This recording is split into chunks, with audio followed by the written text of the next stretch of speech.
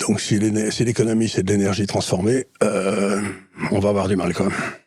Et vous pensez que ça va être un sujet important, le nucléaire, pour l'Europe ? Il faudrait qu'ils s'y mettent, mais prenez les seuls qui étaient à peu près doués dans le nucléaire, c'était les Français puis les Allemands, mais Madame Merkel avait arrêté ça d'un coup de sang. Mais aujourd'hui, par exemple, quand j'en parle à des gens qui étaient dans cette industrie, ils me disent, il n'y a pas un gars qui est sorti des arts et métiers depuis 20 ans qui a pris le nucléaire, quoi.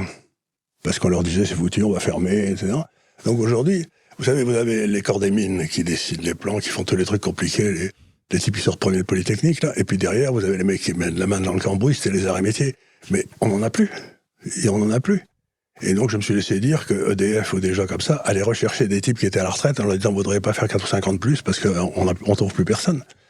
Donc la filière a été mise à l'arrêt et ça a eu un impact sur l'attractivité, en fait. Si vous voulez, elle a été mise à l'arrêt il y a 20 ans par cet animal de Jospin qui a fermé Super Phoenix. Et à partir de ce moment-là, on s'est dit, c'est fini, quoi. C'était en 99.